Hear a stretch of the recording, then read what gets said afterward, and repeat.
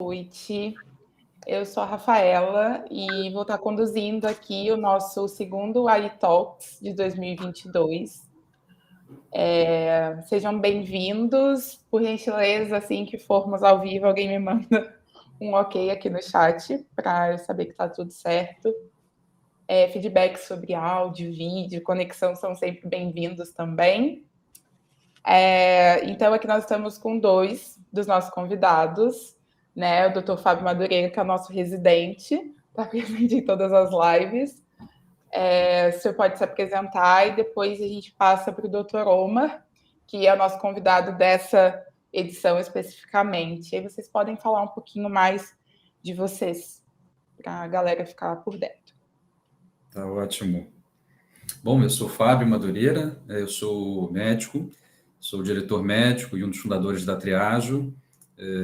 Para mim é um prazer ter vocês aqui conosco, interajam bastante. Vamos ter uma conversa hoje muito interessante com o Dr. Omar, com o Fernando também daqui a pouquinho, provavelmente vai estar conosco, juntos. E vamos aproveitar ao máximo, vamos falar bastante sobre o contexto do Paraná, sobre inovação em saúde. Então, tenho certeza que vai ser uma conversa muito boa. Que ótimo. Bom, boa noite a todos. Aí, ó, entrou o Fernando. Tudo bem, Fernando? Entrou na hora, viu? Bem, boa noite a todos. Estou me apresentando aqui, tá, Fernando? Meu nome é Omar Tarra, eu sou médico radiologista. Atualmente estou na diretoria de Inovação e Desenvolvimento da Federação da Unimed do Paraná.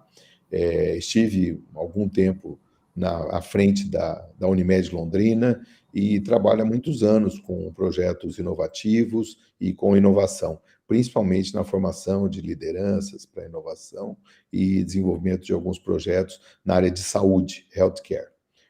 Quero agradecer ao convite, agradecer essa oportunidade, Fábio, Fernando, Rafaela, e esse tempo que a gente pode estar com vocês aí, conversando sobre um tema que me atrai bastante.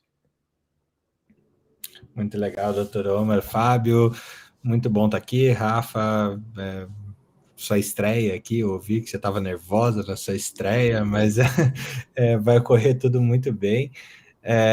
Bom, é um prazer estar falando junto, né, aqui nessa live da Triajo, uma empresa que eu admiro bastante. Fábio,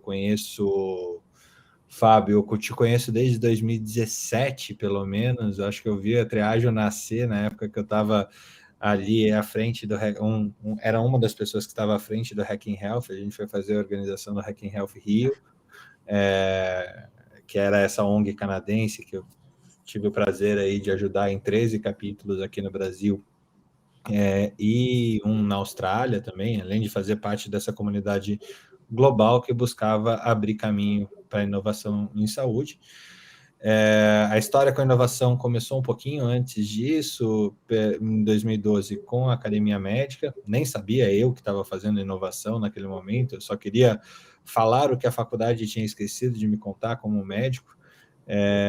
E por acaso, enquanto eu era acadêmico em medicina, aconteceu a Academia Médica e eu resolvi, quando eu me formei, ver aonde que isso ia me levar, né? Eu estou vendo até agora, no fim do dia, o que é muito legal, que são novos prismas, novas formas de ver as coisas, novas formas de entregar mais valor para as pessoas, tanto as que recebem os serviços de saúde, quanto as pessoas que trabalham para entregar serviços de saúde. Então, trabalhar com inovação na medicina, com transformação digital, com educação médica continuada, com processos e empresas, auxiliando empresas a se estabelecerem, a achar um caminho onde elas realmente sejam relevantes, virou a minha forma de fazer medicina, de ser médico, porque ajudando as pessoas inovadoras, acredito que eu, por extensão, acabo ajudando muito mais gente no fim dessa linha, né? Eu acho que tanto eu, quanto o doutor Omar, quanto o Fábio, Omar e o Fábio, que tem uma atividade assistencial ainda, eles conseguem ver isso acontecendo diariamente, no toque com o paciente, mas também conseguem ver em processos, em coisas de grande escala, né, Marco? Eu acho que você aí, como executivo de saúde, tem tanto know-how. E é um prazer, aqui a gente vai ter um bate-papo entre amigos, e é isso aí. Sim, um bate-papo que está sendo transmitido. Obrigada a todo mundo que está entrando. Gente, fiquem à vontade para enviar perguntas no chat, dar feedback se o áudio está bom. Então, assim, né, começando do começo, a gente aqui está para falar sobre inovação na área da saúde, mas às vezes rola uma sensação assim de que inovação é um conceito, né, alguma coisa difusa. Então, para a gente ter certeza que a gente está falando aqui da mesma coisa, para ficarmos todos na mesma página, eu queria que o doutor Fábio e depois o doutor Omar falassem um pouquinho do que é para vocês, assim, inovação na saúde, né? Claro. Bom, sendo bem objetivo, quer dizer, eu acho que sem a gente sair daquele conceito vago do que é inovar, né?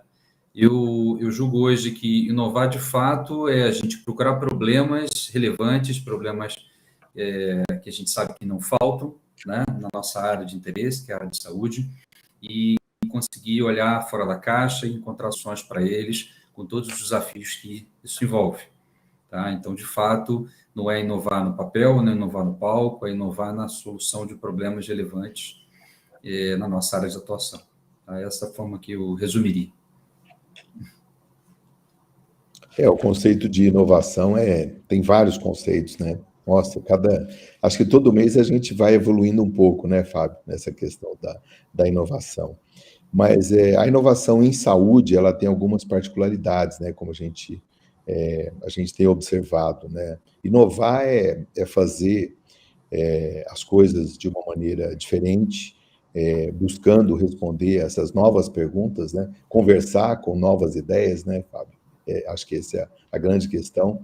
E como eu aprendi lá no Google Day, né, saber fazer as perguntas certas, né? Hoje, a solução não está nas respostas, mas em a gente saber fazer as perguntas corretas, né? Porque se a gente não fizer a pergunta correta, nós não vamos ter a resposta correta. Mas a inovação, basicamente, ela é desenvolver um processo em que você possa fazer novos produtos, novos serviços e ter novos processos de uma maneira diferente da que você faz convencionalmente e obtendo resultados que, de fato, agreguem valor àquilo que você está realizando. Né? Não adianta você... sempre existe uma identificação muito grande, a gente supondo ou pensando que inovação fosse só criatividade. Na verdade, inovação não é só criatividade. Criatividade nós podemos fazer um quadro bonito, nós podemos fazer uma música bonita, né, Fernando? Podemos tirar um som, podemos fazer mil coisas com criatividade, mas a inovação por si só, ela só vai ser efetivamente inovação se ela agregar valor a isso que a gente está realizando. E hoje, eu acredito que existam 3 grandes grupos. É lógico que existem milhares de coisas que podem sofrer esse fenômeno da inovação. Mas, basicamente, eu diria que 3 são fundamentais para tentar ser bem didático, né? Eu acho que nós podemos inovar na fabricação de produtos, nós podemos ter produtos inovadores, nós podemos prestar serviços de uma forma inovadora e nós podemos desenvolver processos que permitam que a gente faça o nosso trabalho de uma forma mais inovadora. Quando a gente fala na área da saúde, nós estamos falando de inovação em serviços. O setor de saúde ele vem se desenvolvendo bastante. Hoje, mudou o mindset da realização de serviços na área de saúde. Nós estamos conseguindo, pouco a pouco, migrar para uma nova realidade, onde o paciente está se tornando o centro do nosso trabalho. Por muito tempo, né, Fábio, Fernando, o centro do nosso trabalho era o hospital. Olha, esse hospital, é importante eu investir no hospital, né? Ou então a nossa clínica, ou então era um equipamento, ou então depois passou a ser um software, passou a ser várias coisas. E hoje eu acredito que nós estamos caminhando para um foco ideal da inovação, que é trabalhar na jornada do paciente, entender por que uma pessoa precisa de um serviço de saúde, dar as melhores soluções para ela, inclusive utilizando ferramentas, utilizando infraestrutura tecnológica, mas entendendo que a TI por si só ela não resolve, né? Sempre vai ter que ter um médico ali presente por trás, né, desenvolvendo produtos, desenvolvendo processos e tentando aliviar aquela questão do paciente, né? Então, abrindo a discussão aí, né, sobre a questão da inovação. Muito bom, mano. Deixa eu até comentar uma questão a respeito disso. Você falou que antes era voltado para os hospitais e voltado também para os médicos, né? Os médicos eram o grande foco de inovação, né? Se você for ver inovações tecnológicas propriamente ditas, a indústria ela sempre teve o intuito de ensinar o médico a usar essa tecnologia para que essa tecnologia acabasse entrando nos processos que ele desencadeia com a sua caneta, muitas vezes, né? E isso podia trazer grandes custos, grandes problemas, até em termos de como financiar uma operação, uma operação em saúde, em que uma nova tecnologia, ela nunca foi mais barata do que a tecnologia anterior, né? Ali na Unimed, a luz, ela engana. Aqui tem um negócio, Fernando já conhece, né, Fernando? Apaga a luz de repente. Eu vivo aí, então eu sei muito bem, né? Você conhece bem essa sala, né, Fernando? Conheço. Então, assim, eu acho que uma das coisas que me chamou a atenção na saúde até então, até esse momento, eu acho, nessa história de inovações na medicina que tem 200, 220, 250 anos em processos mediado por pares, é que ela sempre é mais cara. Uma tecnologia é sempre mais cara. E daí, quando a gente está vindo numa discussão de tecnologia da informação, né, a gente está conseguindo aplicar nos serviços médicos, os serviços de saúde em si, maneiras de gerir melhor e maneiras de ser mais enxutos, mais baratos e dar médico. O médico cuide de paciente ou que a sua inteligência seja usada para isso e não só para encher documento, né? Exatamente, isso é uma questão fundamental também. Muita gente confunde, o Fábio deve passar por isso aí, também por essa questão diariamente, já que vocês têm uma empresa que é voltada para a inteligência artificial, né, Fábio? Pelo que eu estava vendo aqui, a Triageo parece que tem um know-how muito grande, né, uma expertise nessa área, né? Às vezes o pessoal confunde TI, né, infraestrutura tecnológica, com inovação. E muitas vezes a TI por si só ela não é inovadora, né? A TI ela tem que ser encarada como uma ferramenta para que nós possamos desenvolver processos inovadores. Às vezes a inovação ela pode ser feita de uma maneira muito simples, às vezes até sem tecnologia, né? Sem, vamos dizer, grandes sofisticações. Ela pode ser feita com uma mudança de um processo. Eu aprendi muito isso quando eu estava na Unimed Londrina, né? Nós tivemos lá alguns projetos muito interessantes. A Unimed Londrina, um dos projetos que ela desenvolveu, aí entrou aqui o presidente da Unimed Londrina, o Dr. Celso. Obrigado pela sua presença, Dr. Celso. Muito bom ter você aqui, viu? Eu era o presidente, agora é ele que está lá na presidência, mas ele vai saber isso que eu estou falando.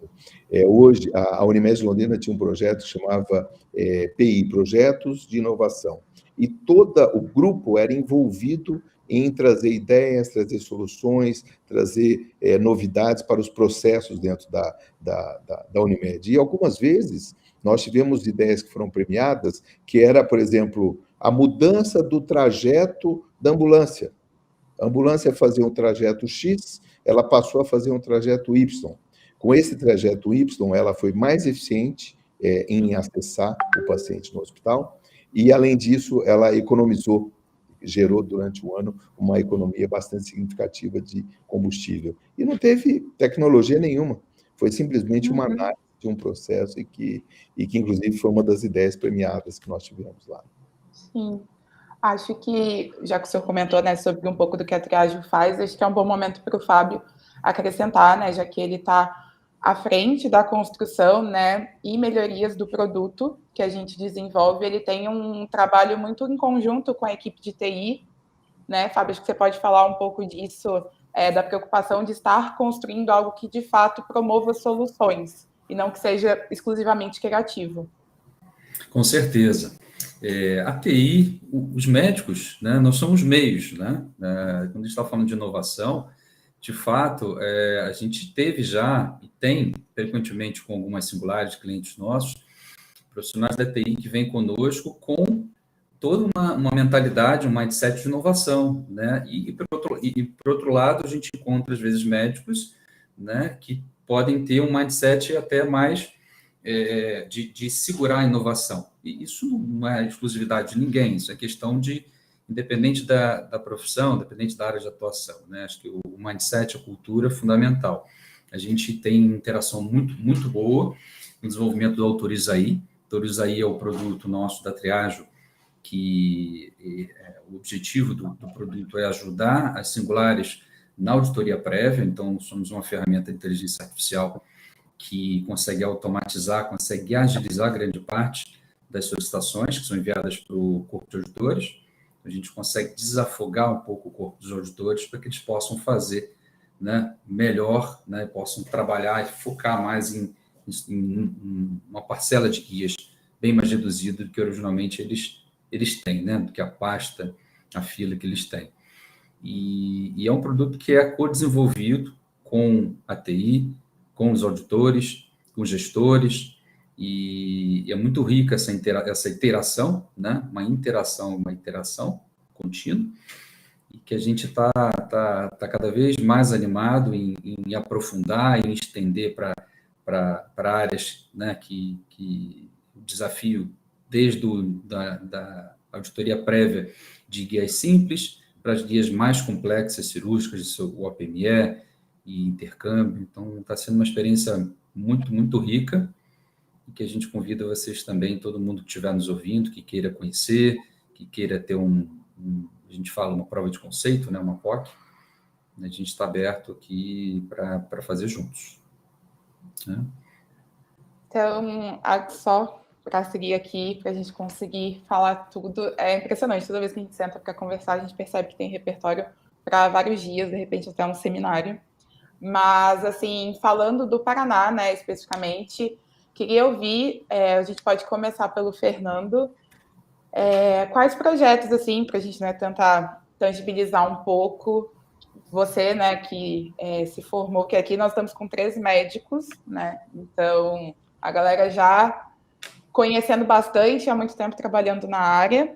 O que eu queria saber, assim, no Paraná, né, com a sua experiência, a sua bagagem, quais projetos, assim, que você olha dentro do seu estado, que você pensa, poxa, isso foi um projeto inovador. Eu vou puxar o saco de Londrina aqui, porque é um lugar incrível e é onde a Academia Médica... Eu fui com a Academia Médica em 2014 para Londrina, acabei dando aula na PUC Paraná, fui preceptor por lá, e aonde eu estabeleci a Academia Médica. Então, acho que tem um ponto que é super interessante numa quase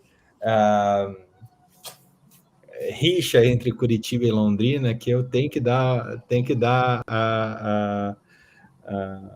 os méritos para Londrina. Assim, um ambiente inovador, ele é fundamental para que as grandes coisas aconteçam. Tá? Falo isso porque me formei em Curitiba, e meio ano depois eu estava me mudando para Londrina porque eu tinha um primo que queria fazer parte da Academia Médica, conseguia fazer parte desse negócio, e foi o primeiro impulso de profissionalismo que eu vi acontecer na empresa. E o fato de eu sair do meu local de origem, Curitiba, onde eu fui nascido, criado, fiz faculdade, tinha todos os meus professores, tinha todas as minhas conexões aqui, me tirou da zona de conforto para que eu fosse fazer a minha empresa em outro lugar que eu não conhecia ninguém. E esse lugar, ele é tradicionalmente muito bem conhecido por ser um lugar tecnológico e de características muito ímpares, né? Não sei se o Fábio sabe, mas Londrina tinha a sua própria empresa de telefonia, e isso trazia uma lógica de inovação bastante grande para a cidade, principalmente em telecom, uma faculdade muito rica em termos de conhecimento, que era uma casa paulista, praticamente, por assim dizer, da UEL, e um ambiente muito rico em termos financeiros, mesmo seja por causa da sua origem no café, seja por causa da sua origem no ramo de serviços, e é a capital médica do interior, né? Então era super interessante isso, e Londrina tinha tudo que Curitiba tinha, só que com o detalhe de ela ser 4 vezes menor do que a cidade de Curitiba. Então, você conseguia se conectar com as pessoas muito mais fácil, conseguia entrar em contato com uma Unimed, com os hospitais ali na região, que alguns já foram vendidos, com gente que tinha essa mentalidade inovadora de trazer tecnologia, de trazer educação, e sempre estar envolvido. E para você ter sistemas inovadores de saúde, você vai precisar de um grande parque de entrega de serviços de saúde. Então, um parque diagnóstico, o Dr. Omar deve saber muito bem, não só na parte de diagnóstico de imagem, mas também nas outras áreas de diagnóstico, um setor hospitalar que tem uma alta capacidade técnica. Em Londrina, se você fosse ver, você tinha grandes cirurgiões, grandes pessoas que movimentam a cidade em termos de tecnologia, atendendo aí uma população em torno de 2 milhões e 500 mil pessoas, mais ou menos, se pegar as adjacências, as cidades adjacentes ali, indo até Maringá e o interior de São Paulo, o interior sul de São Paulo, e essa capacidade técnica de uma cidade que tem alta qualidade de vida também, atrativa de qualidade técnica por ter qualidade de vida, ela também cria um ambiente de discussão necessário para que você tenha um nascimento de grandes coisas ali. Eu acho que o Dr. Omar consegue citar muito mais ali comigo, mas um evento que eu destacaria, que fez muita diferença na minha vida, foi o EcoTIC, que era o do Ecossistema de Tecnologia, Inovação e Comunicação, que era um evento para 450 pessoas, na época que eu participei, em 2016, em que você tinha a IBM, você tinha a Amazon, você tinha todos os grandes da indústria da tecnologia da informação, correlacionando agro, saúde, tecnologia populacional. E quando você fala de desenvolver tecnologia de saúde, você tem que entender que você não está desenvolvendo só para saúde, você desenvolve para o ecossistema inteiro. Então, foi isso que eu vi na cidade, e eu acho que isso se repete em algumas cidades aqui no Paraná, e que para a inovação acontecer, você tem que ter um ecossistema específico, ter um lugar funcionando, uma energia energia de pessoas envolvidas com isso, que fazem a coisa acontecer, e está aberto para ouvir, está aberto para trocar, está aberto para errar, né, Fábio? Assim, eu acho que quando eu conheci a primeira empresa do Fábio, uma coisa assim, não é que ela não tinha nada a ver com a triagem, mas ela não tinha nada a ver com a triagem, né, Fábio? Eu disse faz parte, na realidade, faz muito parte, né? Quer dizer, a gente tem que ter essa liberdade para errar de forma construtiva, né? Errar de forma prudente. E é isso chama-se, uma das características, né, de poder inovar, ter essa mentalidade de se colocar em risco, mas para trazer alguma coisa de valor, como o Dr. Omar falou, né? Uhum. Eu estou conhecendo mais o estado do Paraná, eu estou aprendendo mais com vocês, e a gente tem já um cliente no Paraná, que tem sido uma experiência muito boa, mas nessa parte eu quero mais aprender com vocês do que poder agregar. Bom, ainda bem que o Fernando já falou de Londrina, então não preciso falar mais de Londrina. Como eu estou em Curitiba agora, então... Mas o senhor é suspeito, que o senhor se formou em Londrina, né?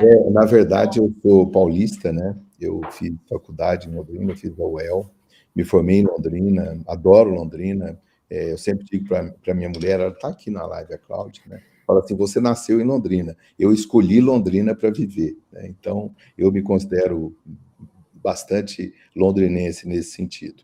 Mas, de fato, o Paraná ele tem uma coisa diferente. Eu sempre faço uma análise macro, sabe? Eu sempre procuro abstrair um pouco. Eu fico vendo, por exemplo, o perfil dos estados, né? Eu fico vendo, por exemplo, o perfil de São Paulo. Eu sou de São Paulo, minha família é de lá. Em São Paulo, você pode ver que todo o desenvolvimento da inovação, e existem muitas iniciativas inovadoras lá. Eu fiz radiologia no HC em São Paulo, no Instituto de Radiologia da USP. Agora eles têm lá o Inova HC, que está com o professor Giovanni Serri, né? Nós tivemos várias iniciativas lá importantes na época que eu estava lá também, que foi no ano de 94, 95, 96. Em São Paulo, sempre a inovação ela está vinculada ao poder econômico. Em São Paulo, tudo está vinculado ao poder econômico. Por quê? Porque São Paulo é um estado rico, é um estado que tem muito recurso, né? Assim como, por exemplo, no Rio, eu vejo que por muito tempo a inovação estava ligado a algum vínculo, tinha um vínculo acadêmico. Depois se desligou da academia, né? O Rio era o expoente da academia no Brasil e depois ele perdeu esse traço, né? Ficou muito vinculado às empresas, às instituições. No Paraná, nós temos uma característica, eu preciso contar para vocês, assim, que a gente tem que falar isso. O Paraná é o estado mais cooperativista que existe no Brasil. Então, veja bem, quando a gente fala que um estado é o mais cooperativista, é porque o próprio modelo de arranjo negocial dentro do estado já é diferente, né? O cooperativismo é uma das atividades mais inovadoras que existe dentro do aspecto econômico, né? E mesmo, posso até dizer, político, né? Porque ele não se joga num modelo capitalista, agressivo, agressor, ele sempre premia, né, a cooperação entre as pessoas, entre as instituições, entre as empresas, e, ao mesmo tempo, ele é meritocrático. Deixa eu acender a luz. E, ao mesmo tempo, ele é meritocrático, ou seja, quem ganha mais é quem produz mais. Então, ele não é socialista, né? Ele consegue ter essa... E essa característica do Paraná, do cooperativismo, me parece que está muito vinculado ao modelo de colonização aqui, sabe? Aqui no Paraná, nós não tivemos, por exemplo, uma colonização que privilegiou grandes propriedades, as terras foram muito bem divididas. Isso que o Fernando está falando de Londrina, a gente pode falar de todo o norte do Paraná, onde você teve uma colonização que foi desenvolvida pelos ingleses através da Companhia de Terras do Norte do Paraná, em que você não tinha propriedades enormes, você tinha várias famílias ocupando lotes de terra, produzindo, se integrando, trabalhando semente junto, plantando junto, colhendo junto.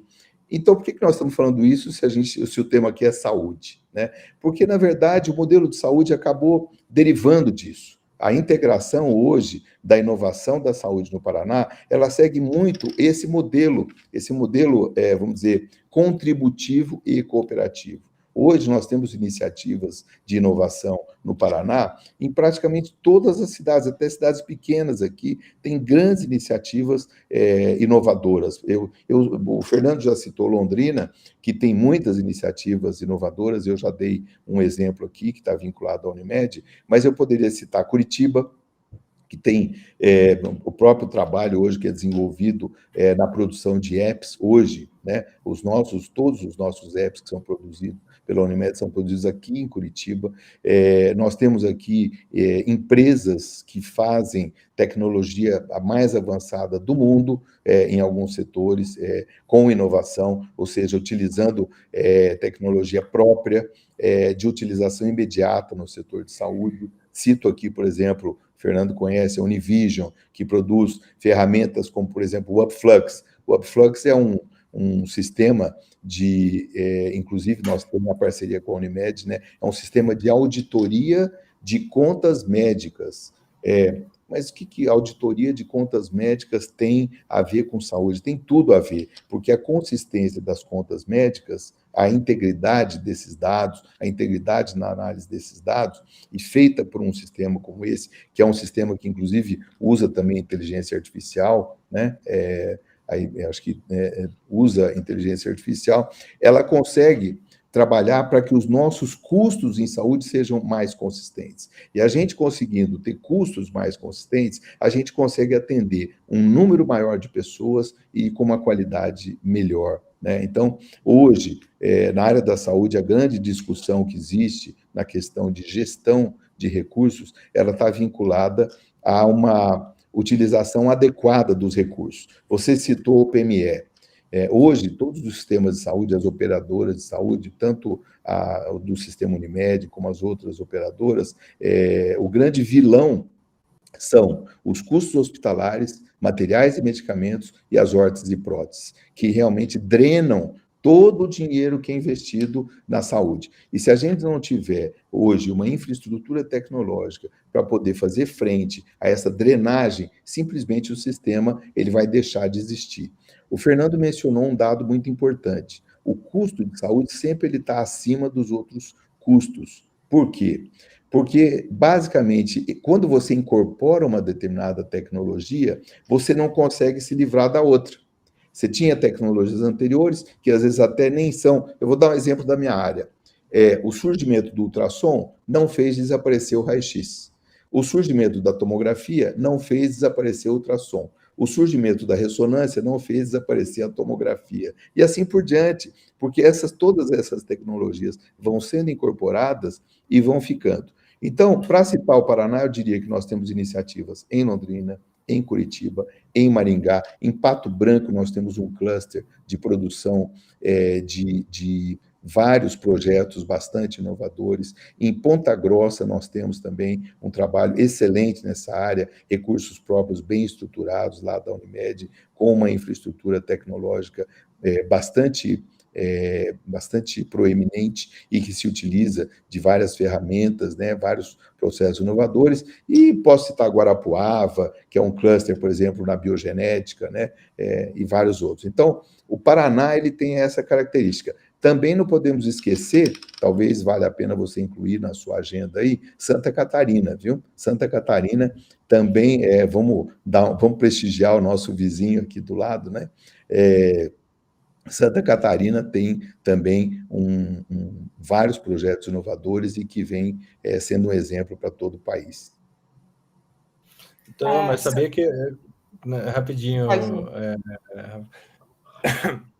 sabia que eu queria criar um L da inovação em saúde, que ele saía de Londrina e ia até Florianópolis, passando por Curitiba. Bem na época que eu saí daí de Londrina e vim para cá, mas eu fiquei nesse caminho, Londrina, Curitiba, Floripa, nessa coisa, e Floripa é realmente um negócio incrível mesmo, em termos de... E passando por Joinville também, que toda essa costa de Santa Catarina, que é um treco de outro planeta. Mas eu acho que a grande característica que o Omar falou é o cooperativismo, e assim, são dois estados que eles são fazendinha, tem tudo aqui, tudo em termos de tecnologia, em termos de recursos humanos, em termos de biodiversidade e tal, e dinheiro também, que as coisas estão se organizando cada vez mais, com o exemplo de Florianópolis e Santa Catarina como um todo, principalmente em volta da ACAT, que demonstra que tecnologia e inovação se constrói em pares e não sozinho, né? Se constrói de galera. Não dá para fazer, não dá para inovar sem ouvir as pessoas, como o Fábio falou antes, não dá para inovar sem ouvir os problemas das pessoas, e não dá para resolver os problemas sozinho. É muito problema para resolver sozinho. Então, eu acho que a grande coisa é abrir o ouvido mesmo e conectar com as grandes, com mais gente que se importa. A palavra é: eu me importo para resolver problemas. Eu estou aqui para resolver problemas. Eu acho que é a grande coisa da inovação. Nossa, Rafa, deixa eu aproveitar que... Gustavo, você viu a pergunta do Gustavo? Gustavo Rocha. Ô, Gustavo, tudo bem? Na prática, qual o caminho para os gestores das singulares conseguirem traduzir a visão da tecnologia como meio em inovação, ações? É difícil, Gustavo. É difícil, porque todo mundo acha que a inovação está só na tecnologia. Mas, com o tempo, você passa a ter uma cultura mais voltada para a inovação. Depois a gente pode falar mais disso aí, né? Isso. E aproveitar também que a Luciane mandou uma mensagem para a gente aqui, esperando a Triageo nos congressos dela, e a gente, para aproveitar e responder a ela, e nós estamos juntos. A gente sabe o quanto vocês já ajudaram, isso que eu falei logo no início, nessa construção, a fundamental visão do auditor para fazer bem, fazer melhor o que a gente se dispõe a fazer hoje com autores aí. Né? Só uma palhinha para não deixar prorrogar, acho que a Toroma trouxe da questão da tecnologia não substitutiva, né? O que é que a gente mais vê, né? Assim, na minha área, eu vejo isso nos últimos 10 anos acontecendo, cirurgia robótica, tentando ser, né, vamos dizer assim, colocado goela para baixo, né? A gente começou isso aqui no Rio de Janeiro e hoje a gente já tem uma maturidade em relação para que serve, né? E isso é um exemplo típico de uma tecnologia ultra cara, e que não é substitutiva de fato, né? Na grande maioria das áreas. E o bom, bonito e barato é a melhor tecnologia que a gente pode dispor, né? Não querendo que seja barato, mas podendo, muitas das vezes, ser barato e trazendo para a gente a solução de um grande problema. Queria aproveitar isso. Não, imagina, acho que realmente é porque as coisas estão muito conectadas, né? Não dá para a gente falar em blocos separados, está tudo muito interligado.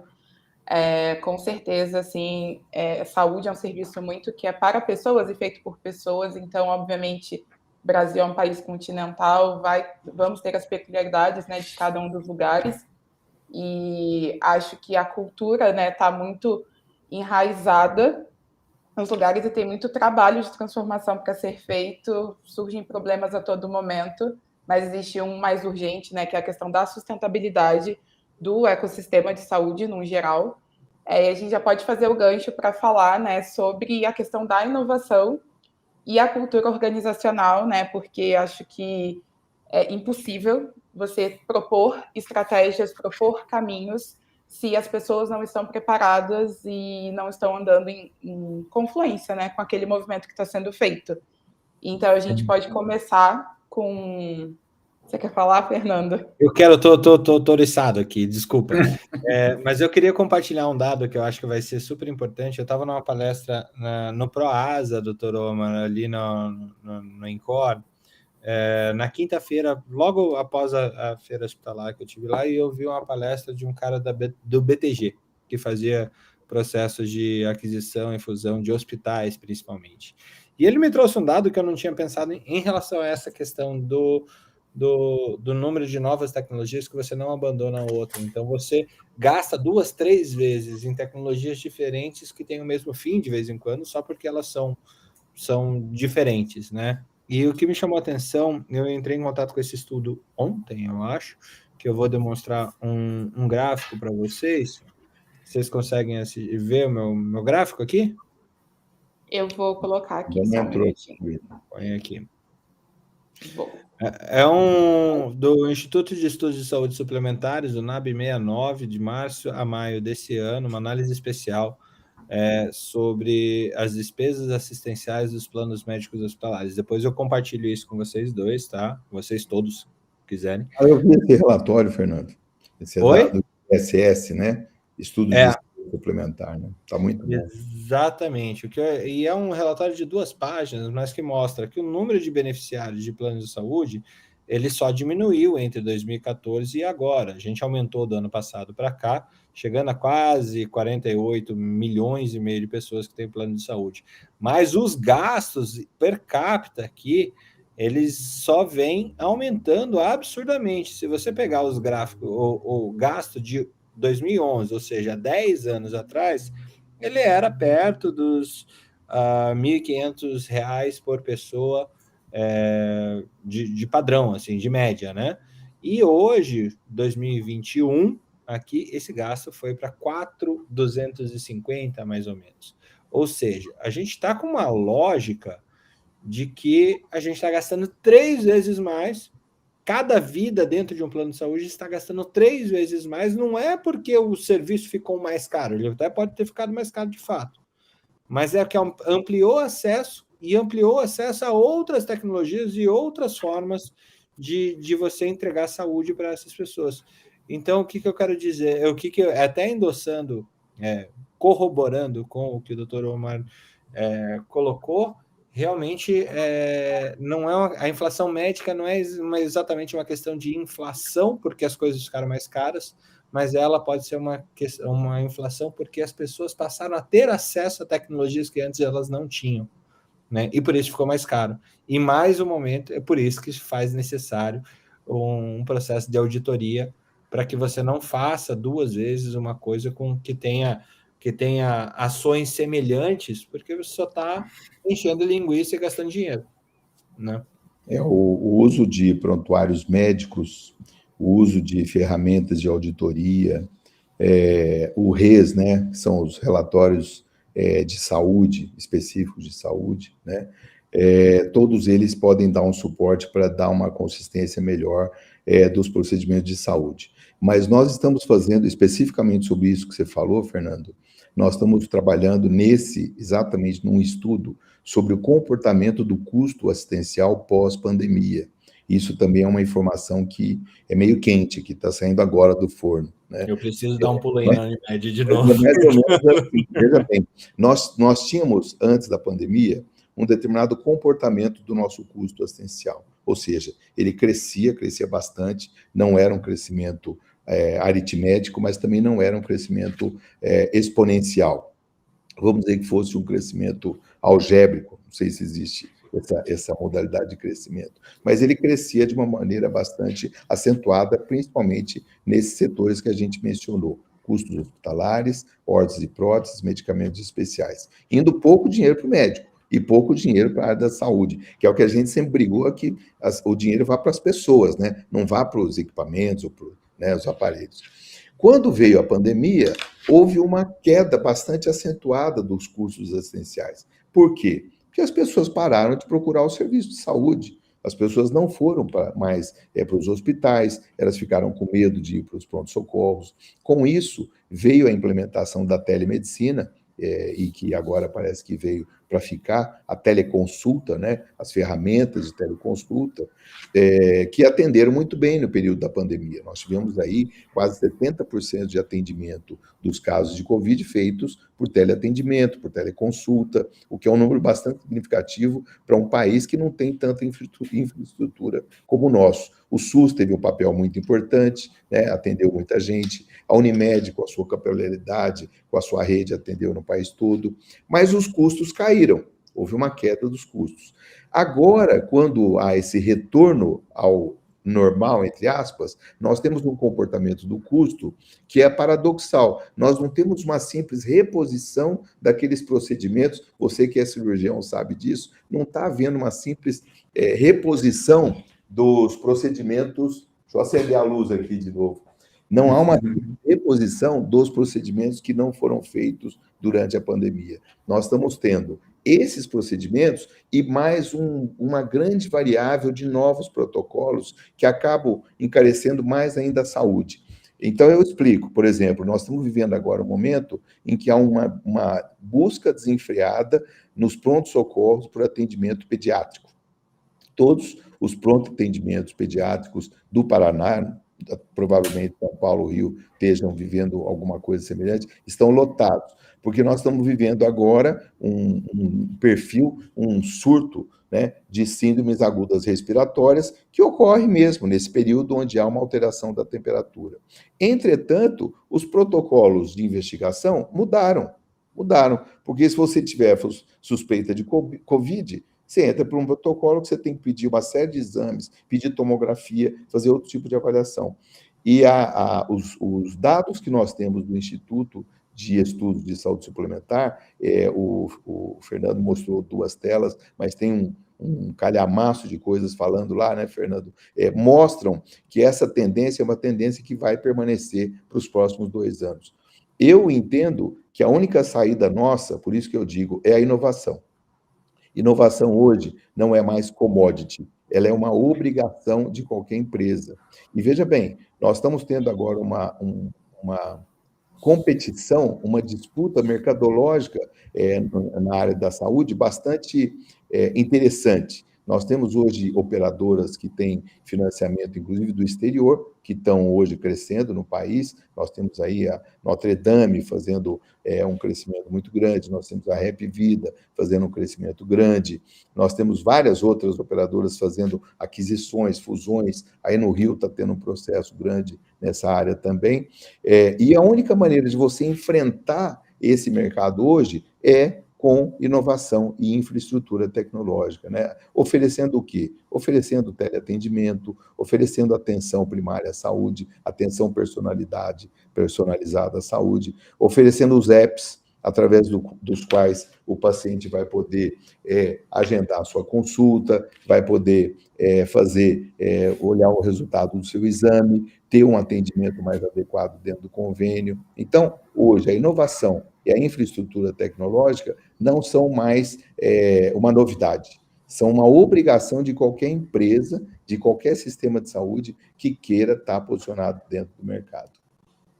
Eu acho muito interessante, quer dizer, não tem como deixar passar alguns pontos interessantes, sem querer desvirtuar muito e estender, mas, assim, muito interessante sobre essa questão pós-pandemia. A gente vivencia hoje uma situação pós-traumática, com todas as consequências em todas as esferas, então a gente ainda está tentando entender o que isso foi.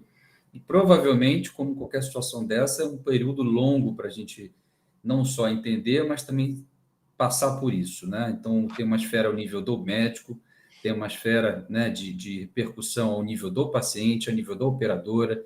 Então, todas as esferas estão reagindo de uma forma agora, né, que é mais ou menos aguda ou mais ou menos prolongada, né, em função da sua capacidade. O paciente hoje olha de novo o seu plano de saúde de uma forma diferente que ele via antes, né, quem ainda tem plano. Então, esse é um assunto que dá uma live por si só, mas eu não queria deixar de passar isso porque é muito interessante, de fato, né?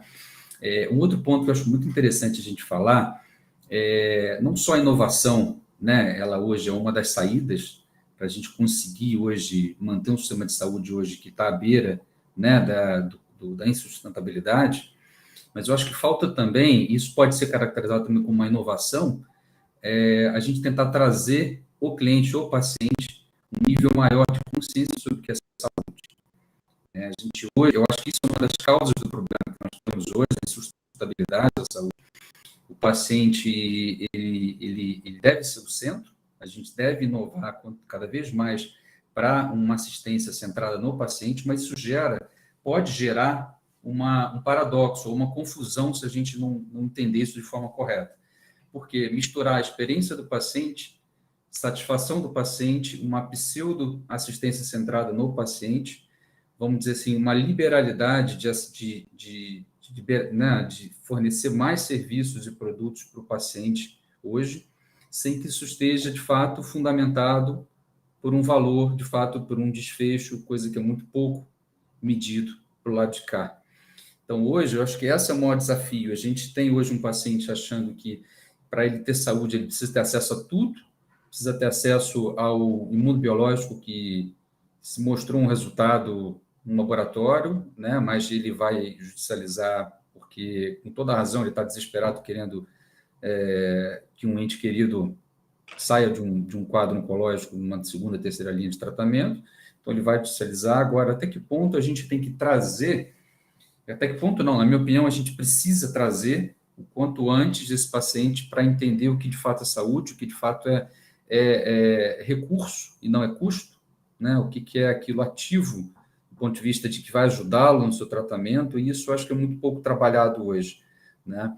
Então, quando a gente fala de medicina centrada, assistência centrada no paciente, eu acho que passa muito por isso, a gente conseguir oferecer uma experiência do paciente que está pautada em valor e que passa muito por dar consciência a esse paciente do que é saúde e, obviamente, quem provê, o hospital, o médico, ele tem que saber, de fato, o que é saúde também.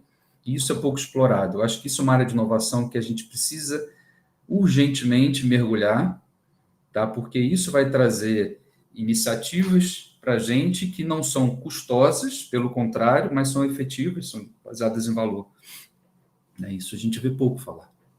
Você está falando como se fosse gestor de operadora, hein? Poxa vida. Acho que Essa fala sua é o que a gente encontra nas reuniões aí dos presidentes, dos gestores, né?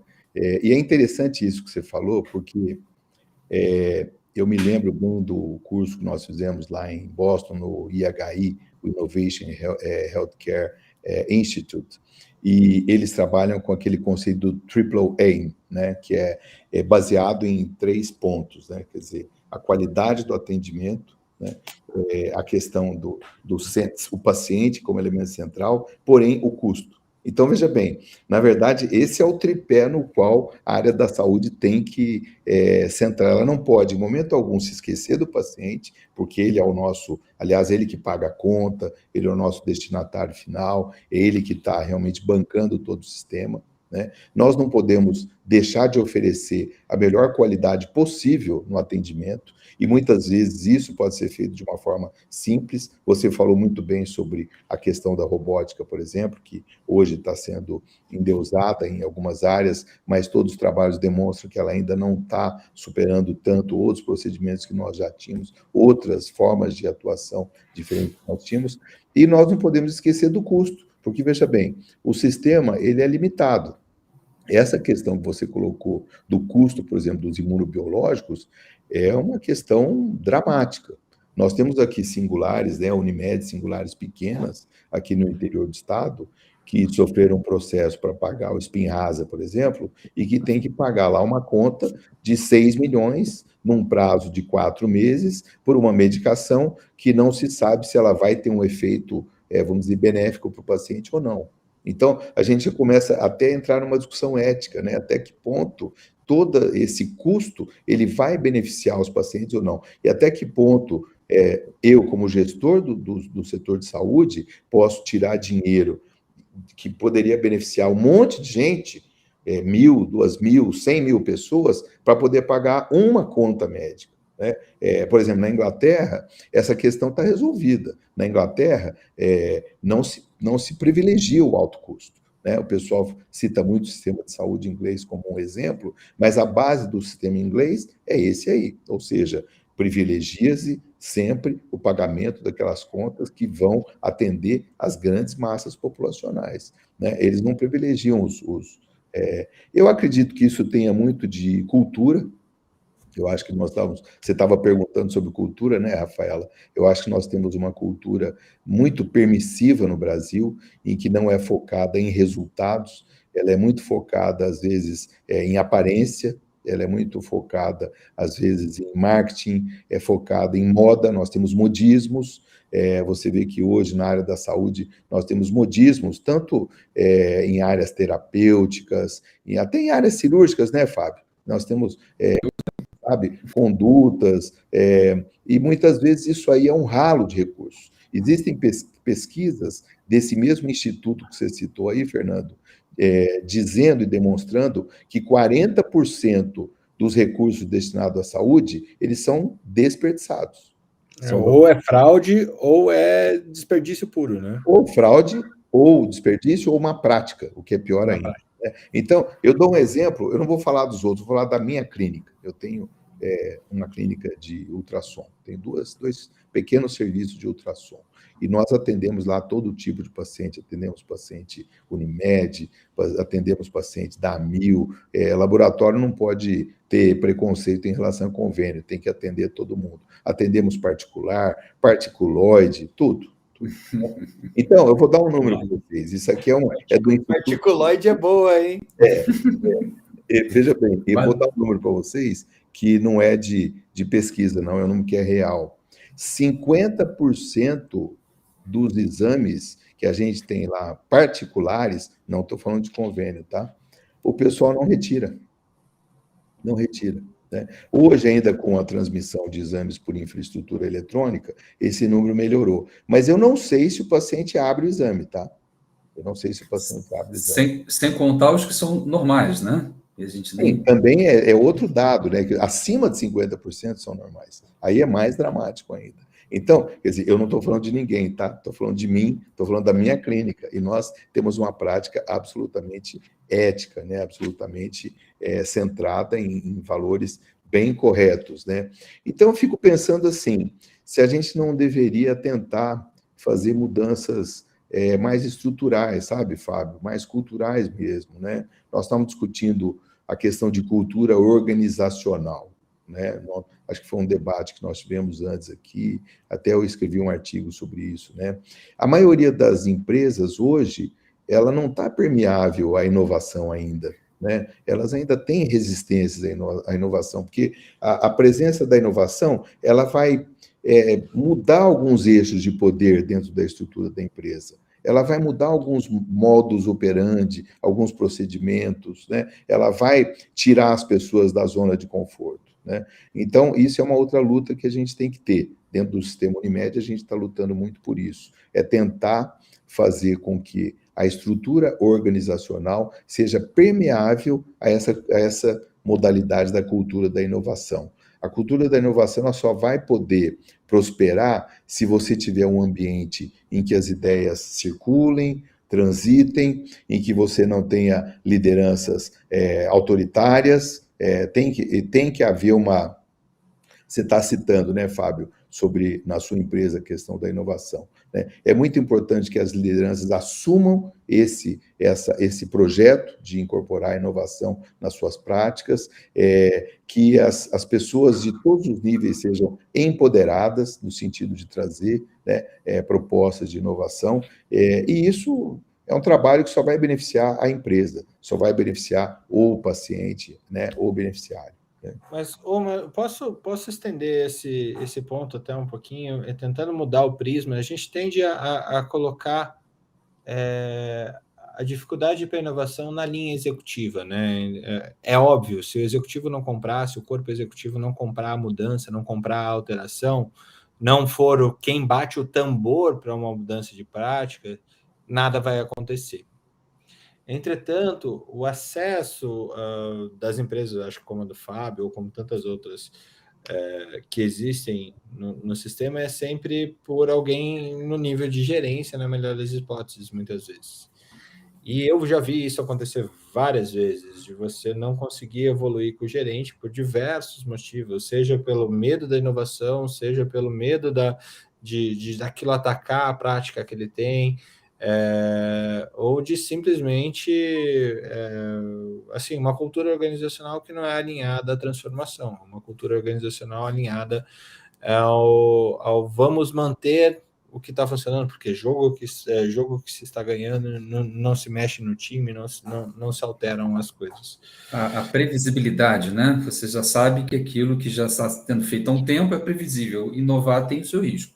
Inovar dói, né? Assim, o ponto ali na frente, ele tende, as pessoas têm medo do que pode ser esse ponto ali na frente no nível de gerência, então acaba não subindo para mostrar para o nível executivo o que pode ser feito, qual que são as novas opções. Vários motivos para isso acontecer, mas até na sua experiência de Unimed ou de gestor de clínica, como você como que você lida?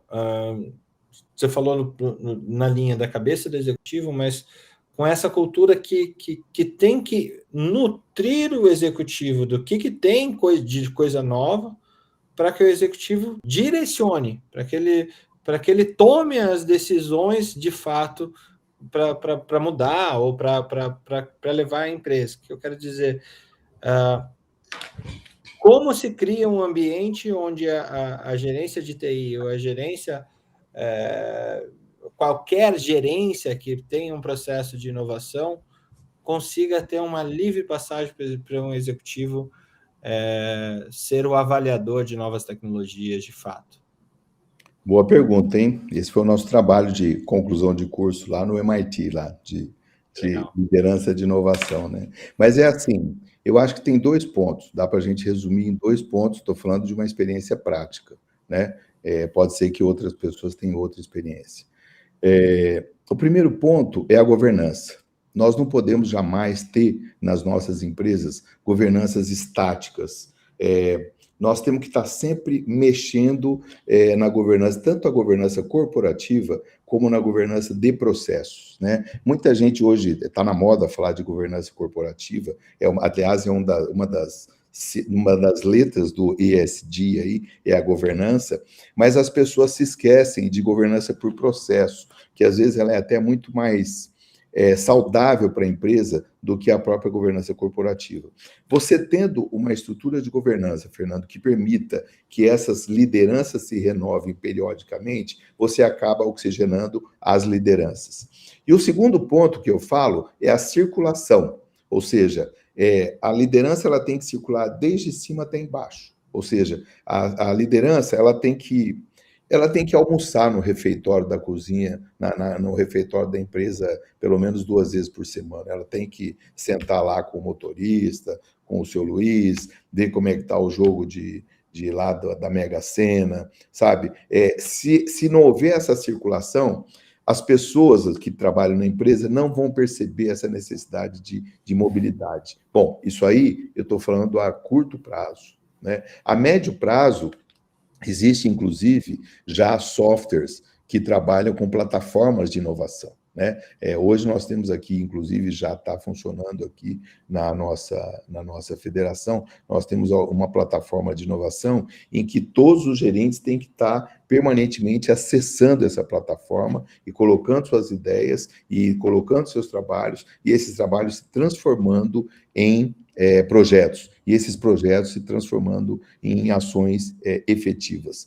E a longo prazo, a questão da sustentabilidade da empresa, ou seja, hoje, claro, no Brasil a gente não consegue planejar nem o passado, quanto mais o futuro, né? Não dá para saber o que vai acontecer. Mas qualquer planejamento hoje tem que estimar o que vai ocorrer na empresa nos próximos 5, 6, 7 anos. E hoje a sustentabilidade da empresa ela é muito frágil. Nós não temos mais empresas que duram 10, 15, 20 anos. Lembra, nós tínhamos um axioma há 10 anos atrás que falava assim, se a tua empresa sobreviver 10 anos, ela não morre mais. Mentira, ela morre em 6 meses, se você não souber trabalhar, né? Então, a questão da sustentabilidade. Então, tanto pelo amor como pela dor, a questão da inovação ela tem que permear o processo dentro da empresa. Numa empresa que não seja cooperativa como a nossa, porque a cooperativa ela tem já essa governança, ou seja, os conselhos de administração são renovados periodicamente, a cada 4 anos muda a diretoria, muda conselho fiscal, né? Então tem essa rotatividade que acaba, de alguma maneira, oxigenando a empresa. Na empresa privada, você deve, a cada 5 anos, 6 anos, abrir o seu capital e pegar aquele colaborador seu, que é o colaborador que é líder, que é mais efetivo, e colocar ele como teu sócio. Se você não tiver essa visão, a tua empresa vai morrer. Não adianta você ser dono de alguma coisa que não vai virar nada, sabe? Então, as boas práticas de governança, e elas funcionam para todo tipo de empresa, para pequena, para média, para grande, né? Elas têm que ser perseguidas permanentemente. É o fundamento de você implementar a inovação em qualquer tipo de empresa. Não é fácil. Você tem que abrir mão. Outra coisa que vocês falaram aí, né? Eu aprendi design thinking com a Cláudia, né? Você tem que estar permanentemente revisando seus processos para você poder construir novas maneiras de fazer aquelas coisas, porque, veja bem, se você não mudar, você não vai mudar os seus resultados, né? Se você fizer sempre do mesmo jeito, os resultados vão ser sempre iguais, né? E se permitir ter a capacidade de errar. Vocês falaram aí, quem não erra não vai evoluir, não vai construir uma nova realidade. Errar de uma forma, vamos dizer, calculada. Você não pode errar de uma maneira a destruir sua empresa, né? Nós estamos aqui fazendo um projeto, por exemplo, Fernando, interessante. Nós estamos fazendo algumas mudanças no nosso sistema de gestão. Nosso sistema de gestão ele é muito bom, atende a maior parte das singulares do Estado, ele é um ERP muito bem estruturado, mas nós temos que, de alguma maneira, ir fazendo uma transição para um novo sistema de gestão. Então, nós estamos trabalhando naquela teoria dos 2 motores, ou seja, nós temos o nosso core business concentrado no nosso motor principal, ou seja, toda a força da empresa voltada para esse core business, trabalhando nessa linha, mas nós já temos um motor 2 aqui. E nesse motor 2 é só inovação. A empresa que não tiver esses 2 motores também vai ter dificuldade de se reposicionar num prazo curto, de 3, 4 anos, em que o mercado está tão volátil e está tão, vamos dizer, VUCA, né? Eles falam, né? É Bunny agora. Agora é Bunny, né? Bunny. Bunny. Já mudou a sigla. O I é o melhor, é o incompreensível. Incompreensível. Então, nós perdemos todas as referências. Né? Mas essa questão de você ter os dois motores, eu estou falando para uma empresa convencional como a nossa, né? A Unimed é uma empresa que existe há 52 anos, então ela...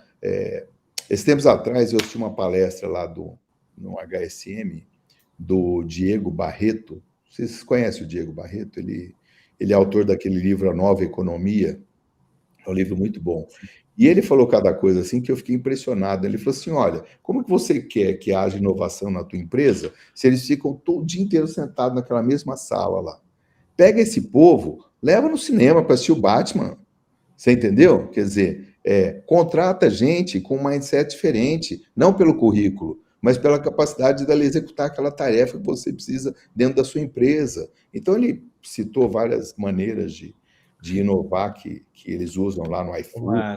Eu acho que uma das melhores coisas, premissas mais básicas que eu ouvi, assim, de todos os mantras e coisas que a gente ouve a respeito de inovação, foi que o fator mais básico, mais basilar para que você tenha um ambiente inovador é que você tenha pluralidade. Ele tem que ser plural, ele tem que ter pessoas diferentes, credos diferentes, lógicas diferentes, profissionais diferentes, de lugares diferentes, porque, principalmente quando você atua com muitas pessoas, não é uma cultura, um modo de ver que vai ser o vencedor. É quase um Capitão Planeta, assim, pela união dos seus poderes, eu sou o Capitão Planeta e vou salvar o mundo. Assim, é um negócio, ele tem que ser plural. Ele tem que ser plural. E eu acho que o que vocês estão fazendo e na Unimed, e eu falo isso na Unimed Paraná, inclusive, de peito aberto, principalmente por participar da curadoria do e-saúde, acho que são 6 anos que eu participo da curadoria do e-saúde, já convidei a Triageo para falar, acho que por 2 vezes também. Para mim, é o melhor evento de tecnologia da informação para a saúde do país, né? O Dr. William Procópio está de parabéns por ter feito esse movimento acontecer dentro da Unimed. Obviamente, ele não fez sozinho, o pessoal da NDH, que é um dos grandes fatores da Unimed Paraná ser o que é hoje em termos de inovação, é o núcleo de desenvolvimento humano, na minha opinião, né? Realmente assim, há o espaço para que as coisas sejam trocadas, para que tenha transação, é aquela outra máxima, né? Se combinar direitinho, todo mundo transa, é mais ou menos isso. Pelo menos todo mundo transaciona. Transaciona informações, transaciona inteligência, transaciona novas possibilidades de fazer as coisas diferentes. E prepare, porque esse ano o e-saúde tem grandes novidades, hein? Muito bom.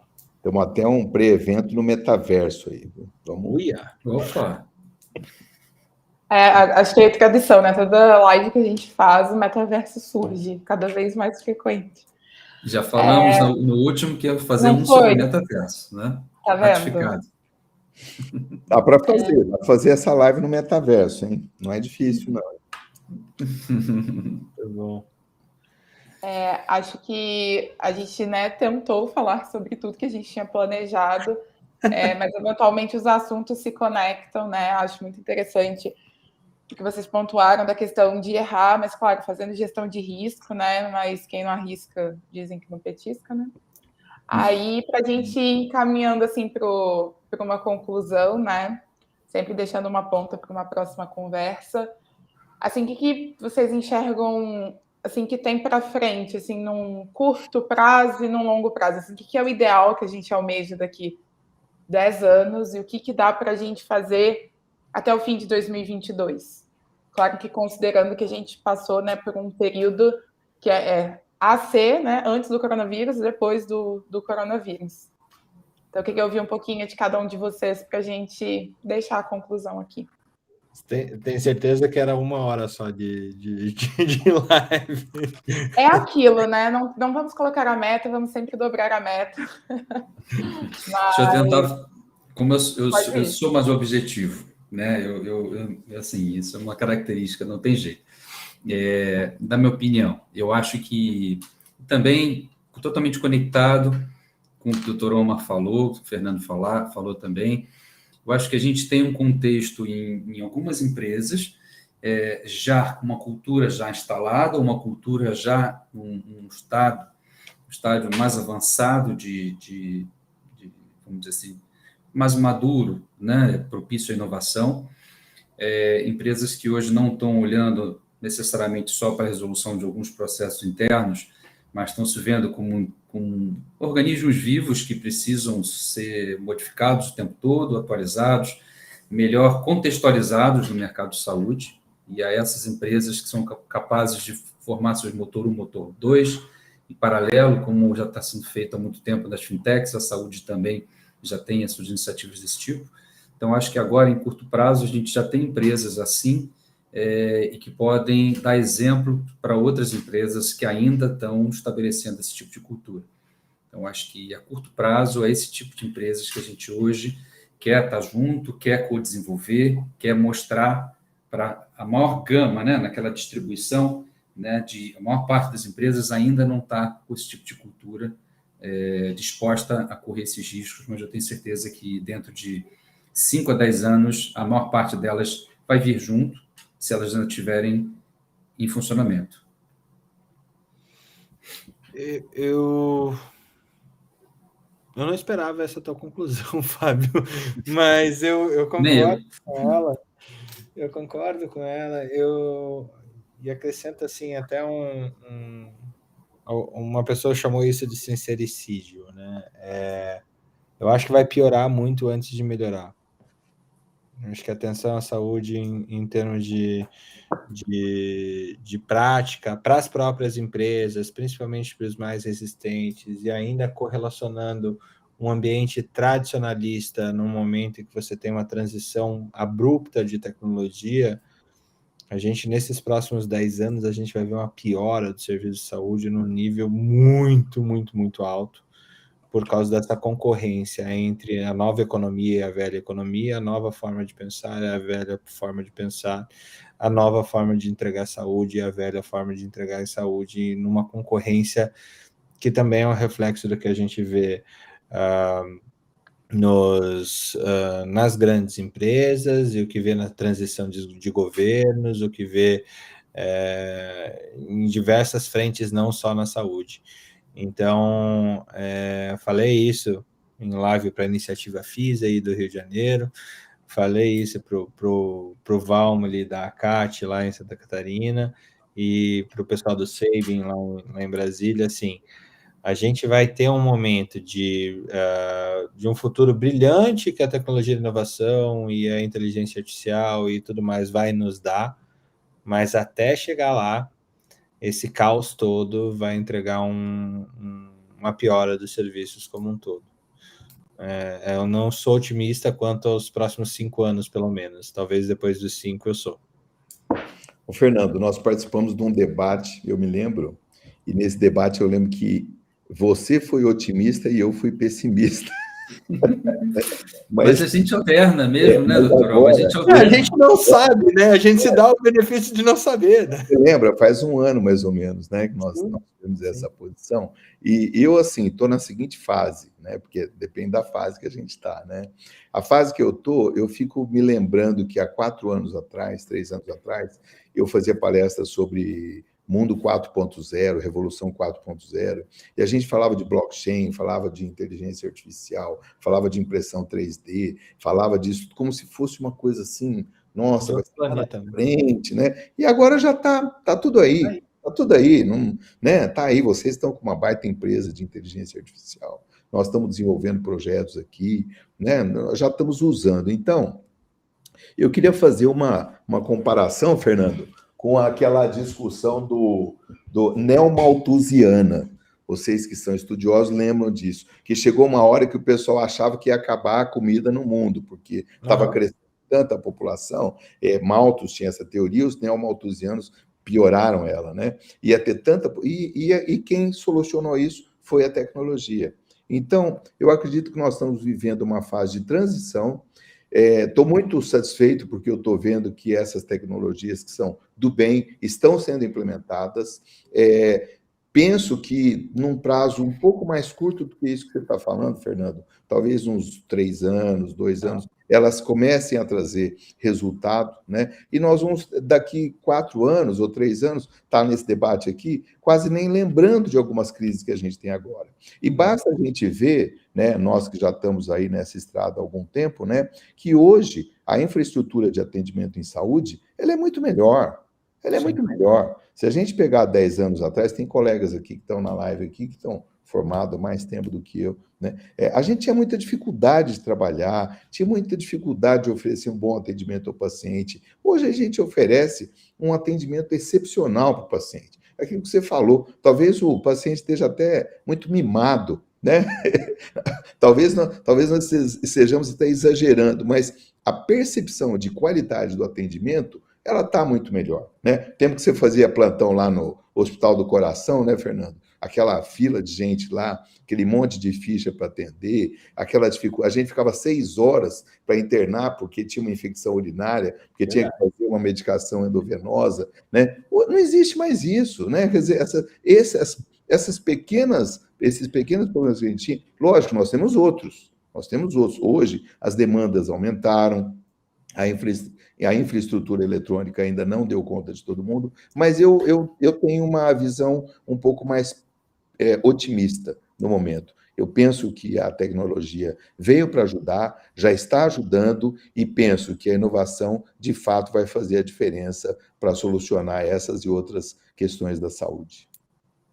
Eu acho que já está, né? Eu já está fazendo, mas a concorrência é caótica, né? Mas excelente. Mas veja bem, excelente memória, viu, doutor Marcos? Os concorrentes estão se utilizando de ferramentas tecnológicas também e estão fazendo algumas coisas muito bem feitas. Então, não vamos ignorar. Talvez eles possam não ter os mesmos princípios, né? A gente fica preocupado um pouco, né? Onde que esse povo quer chegar, né? Alguém que recebeu $2 bilhões de investimento, em algum momento vai ter que pagar essa conta, né? Vai ter que tirar esse dinheiro de algum lugar, né? Nós, como nunca tivemos esse aporte de recurso nas nossas empresas, nos nossos negócios, nós estamos tranquilos, porque nós temos que oferecer um ótimo atendimento, uma excelência de serviço, né? Mas eles também estão se utilizando dessa infraestrutura tecnológica para oferecer um bom atendimento. E nós não podemos subestimar também a população. Sim. A população julga. A área médica, eu sempre digo assim, qual que é o maior elemento para julgar a capacidade médica? É o próprio paciente.